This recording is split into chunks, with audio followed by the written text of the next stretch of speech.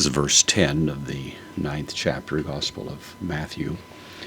We're in the midst of the story of Jesus having called Matthew as a disciple, having been before that a tax collector, of course, put him in a somewhat negative light, and that point is accentuated now as Matthew continues the story. Kai, the connective, egenento.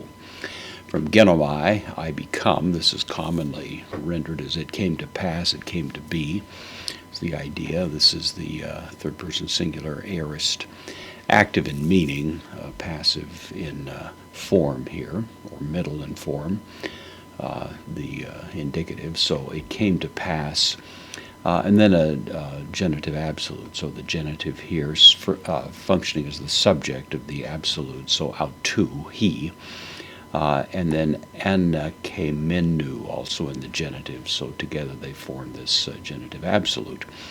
The root of this is kemai, verb that means to lie down. The anakemenu means to lie down propped up a little bit. The ana, of course, means up. So he having reclined, it's the commonly used word to describe how a meal would be taken in which they would not really sit at a table. They'd sort of recline at a rather low table. That's the idea. It's common practice. And so he having reclined is the idea. It's actually the present, so as he was reclining, therefore, ente oikia, in preposition takes the dative, the house, oikia, the feminine form of the word for house, roughly the same as the word oikos. He having reclining, really present participle, in the house.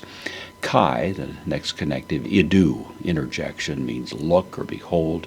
Poloi, adjective, means much or many. In the plural, usually many. And then telonai, the word for tax collectors. We earlier saw a word that meant a tax collecting booth. Same idea, same root. Many tax collectors, kai hamartoloi, sinners.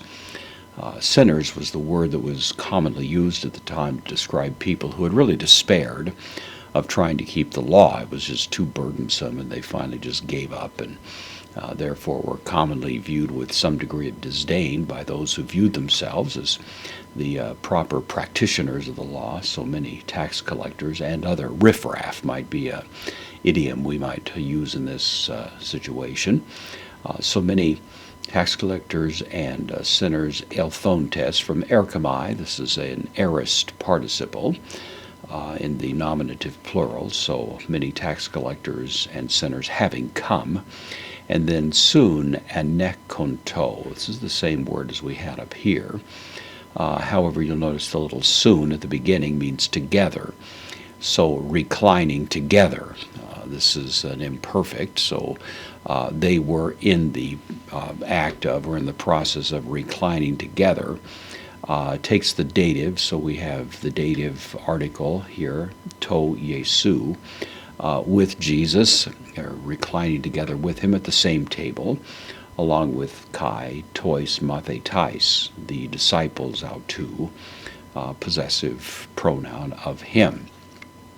So, after Matthew has been called, apparently Matthew invited him over, and along with Matthew, there were some other tax collectors and other people who were sort of marginal in terms of the ancient social order, but they're all gathered together, a bit of riffraff, I suppose you'd say, from the point of view of those who were observing this, and they're all having a dinner together, and that sets up the conversation that will take place in the ensuing discussion.